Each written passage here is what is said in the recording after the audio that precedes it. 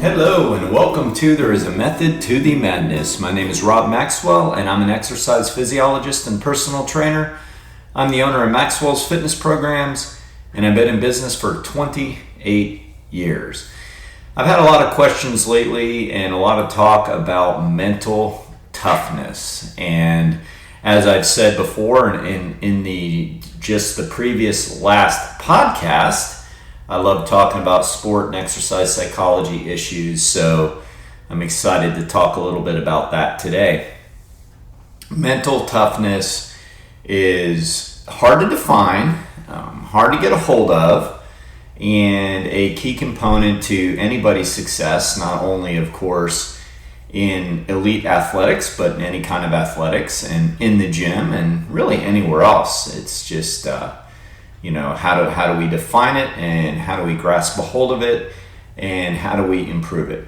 Well, first off, let's look at what it is. So mental toughness is the ability to keep moving forward and doing our best despite information we might be receiving or thinking that we're receiving, or despite on outcomes we might be getting, whether positive or negative. And again, a lot of that is perception. If you look at some of the best athletes that have ever played in any sport, you will know that what separates them from the middle of the pack professionals who are already far better than everybody else is the mental toughness or mental game component.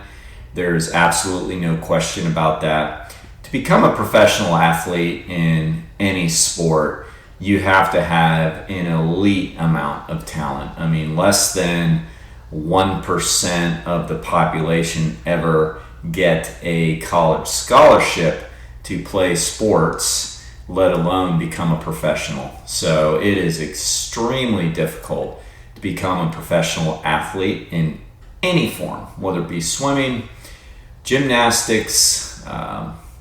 You can argue they're not professional, but they are.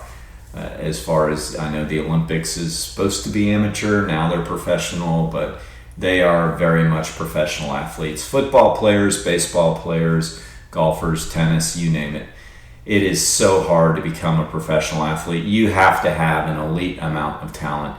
And the average person that hasn't been around a lot of top athletes, they would be amazed at the level of the guys who, say, get cut from a professional football team like the Dolphins or the Jaguars or the Buccaneers for us in Florida or any other team. You know, the guys that don't make it, you would be amazed at their talent and how little bit of a drop-off there is from the guys that actually made the roster, and even from those that are starters, and even for those that are all-stars or all-pros. You're not going to notice it, I promise you that. If we lined them all up and we did 100-meter sprints and they all threw footballs and caught footballs, or they all dribbled the basketball, or they all drove the golf ball, or they all hit tennis balls, you and I, for the most part, are not going to distinguish who the elite physical talented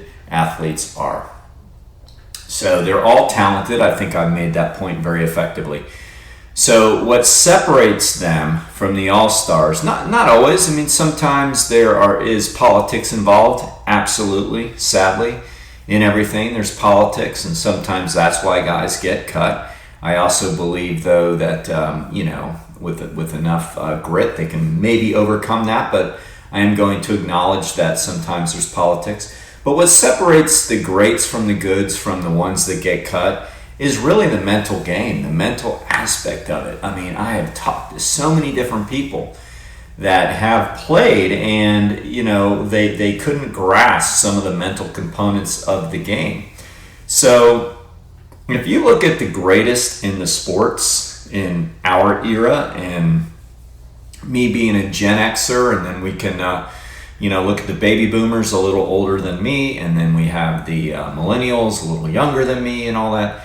We could all probably say who the greatest athletes are of the day. In basketball, we'd have to say Michael Jordan. And In golf, we'd say Tiger Woods. Now, if you know anything about those athletes at all, and if you don't, I'm going to tell you, there was nothing more competitive and mentally tough than those guys. I had a conversation with a client just yesterday, and we were talking basketball, and we were talking about the physicality of LeBron James. And for those that watch basketball, they know that this guy is just a phenom. I mean, he is 6'8", 240 or 50 pounds. Maybe he weighs more than that. I don't know. He's chiseled. There's not an ounce of body fat on him. He can dribble the basketball. He can shoot the basketball. He can dunk the basketball.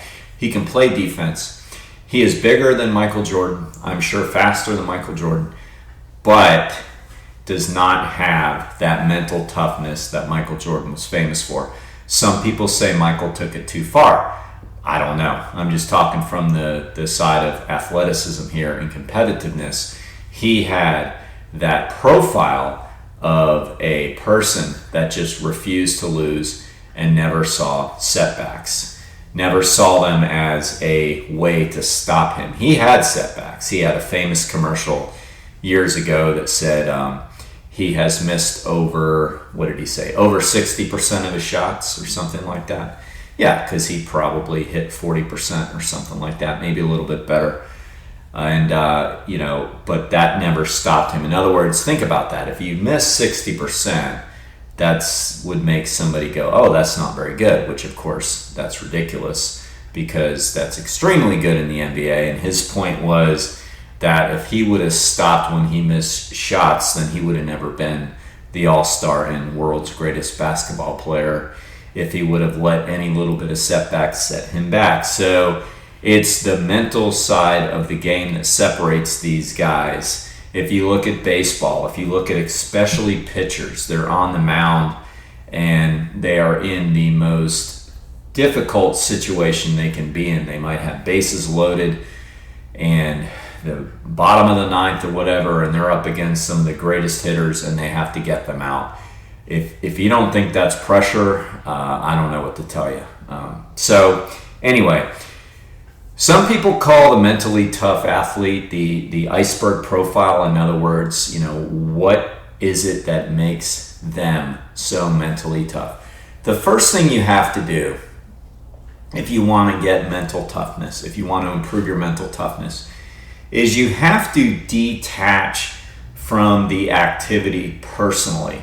One of the biggest mistakes I've seen as a coach is people lump their self-esteem too much into their sport. And oftentimes that comes from situations where somebody was a little bit, they never got over some issues they had. And look, we all have issues. I mean, come on, we all have psychological, mental, emotional issues, of course. And sometimes those issues carry on into the sport, whether you're an amateur or whether you're a professional. Everybody has issues. And if you carry that self-esteem into your game, it's going to be hard to be very mentally tough. You need to learn how to detach. In other words, there's a big difference between saying, I lost today in tennis versus I'm a loser. And you think, well, who does that? A lot of people, and even professional athletes. You may, of course, never see that in the interviews, of course. I mean, although sometimes you actually do. When somebody really has a breakdown and they're getting interviewed, sometimes you see it. But when you see that attitude, when they feel like they're a loser because they lost, it's very, very hard to get that mental toughness. Of course it is. They have to work on that first before they can even get to the point of making themselves more game day tough or mentally tough. So the opposite of mental toughness really is a fear of failure. And a fear of failure means that you basically are afraid to put yourself on the line because you are making your sport too much of you. Like Michael Jordan was the greatest basketball player on earth. He would probably argue he's a lot more than that. That's healthy. That's a healthy perspective. Some people will only identify themselves as a basketball player or a swimmer because maybe that's where they got their greatest praise. Maybe that's where they got their greatest praise from their parents. Who knows? From their role models. Who knows? But when you identify too much with that and you're not able to separate, you're going to probably develop what's called a fear of failure. And a fear of failure means that if you fail at the sport or the activity, or it could be any activity, public speaking, your job, whatever, then you're a failure. And of course, that is not true. And when we get healthy enough to realize that, we realize it. But before we realize it, then that's how we look at it. And what a fear of failure does is it keeps you from trying. So you're just not going to really give your best because you're afraid if you do, you're going to get found out that you're not very good. So that's a fear of failure. Before you can start working on your mental toughness, you have to identify that and start working on that. So one of the first tips to make yourself more mentally tough is to detach from whatever you're doing, whether it be running, triathlons, tennis, golf, weightlifting, bodybuilding. You are not your sport. You do your sport. Too often I hear people saying, we joke about it, but there are people that say, well, I'm not really a runner, but they're running 5Ks. I mean, what does that mean? Well, that's kind of a fear of failure right there. They don't want to say they're, a runner, when really none of us are a runner. None of us are a weightlifter. None of us are a football player. In other words, we do those activities. We are not those activities. So I happen to run. I'm not a runner. What's a runner? I'm a person, right? I run for cardio. I bike for cardio. I lift weights to gain strength and to keep up my muscle mass and my muscle tone. I've done bodybuilding competitions. It doesn't mean I'm a bodybuilder. Like all those things, those labels make it very hard for us to separate. So I always help people with that little bit of, flipping how we identify ourselves. Oh, I'm a golfer. Okay, well, you just put all this pressure on yourself. Instead, well, I'm a person, but yeah, I enjoy golfing. I enjoy tennis. I like to play tennis. So we have to really separate and detach from the sport. That's the first thing we have to do. So and by doing that, we're not taking it so serious. We cannot take it so serious. There's a funny story I'll share that I read about because I love reading sports biographies. And Joe Montana was in his very first Super Bowl. I don't remember. I think this might have been 1981. He won 4, I believe. But he was in his very first one, and he was pretty young. And they're making their comeback. I believe it was against the Cincinnati Bengals, if I remember right. I don't remember it completely, but I think I'm right on that. And he was young, and he was still young, and they're making a comeback because they were down in the game, and I believe it was the fourth quarter. And he has everybody huddle up. He's going to give the play.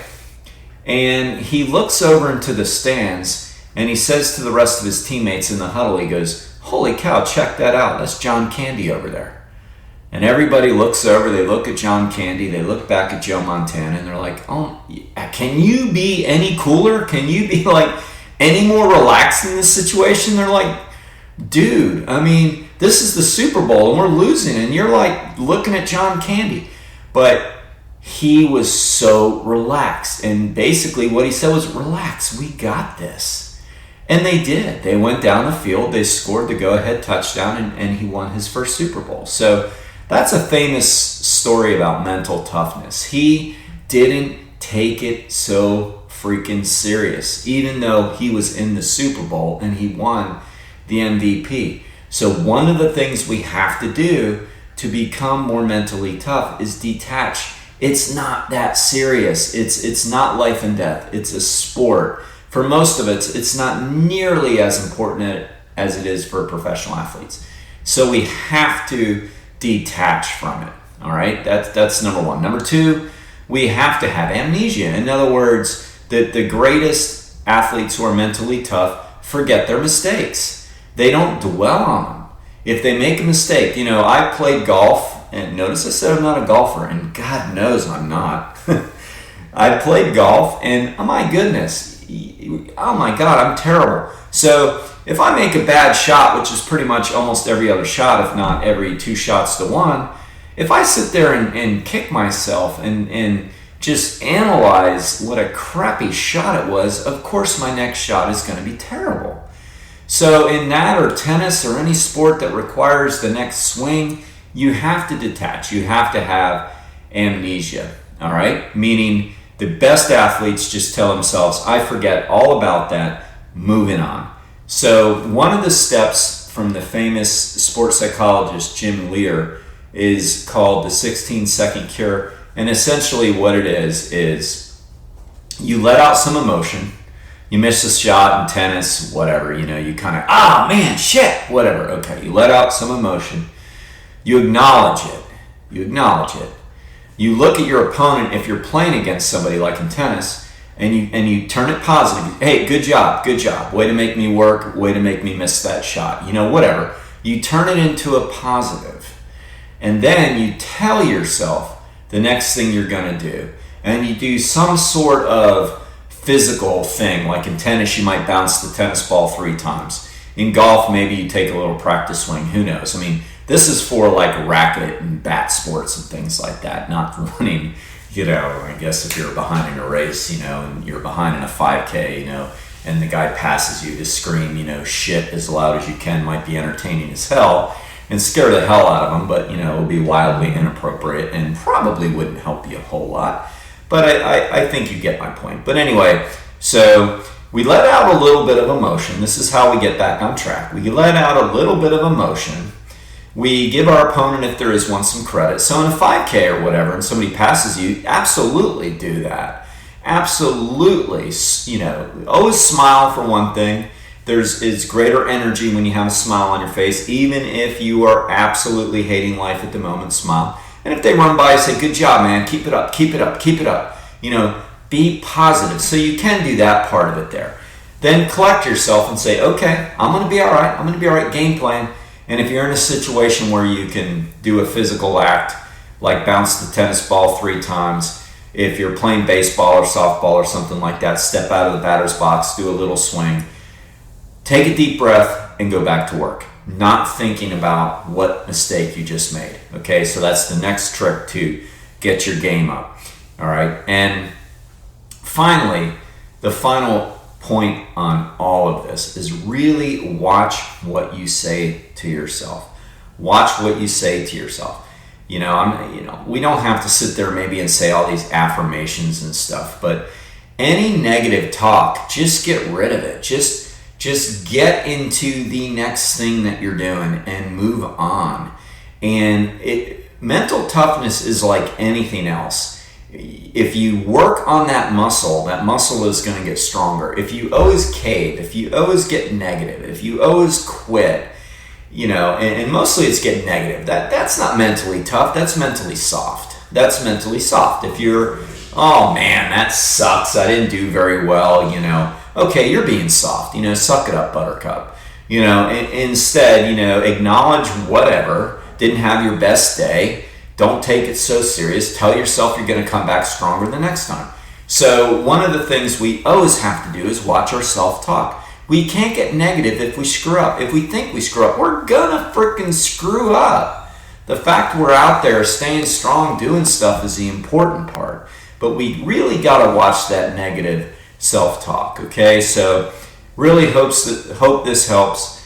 Mental toughness can be worked on. It's just like any muscle. We can go into anything we're doing and tell ourselves we're going to have amnesia, meaning we're going to forget any mistake we might make because we're going to make them. Don't take ourselves so freaking serious.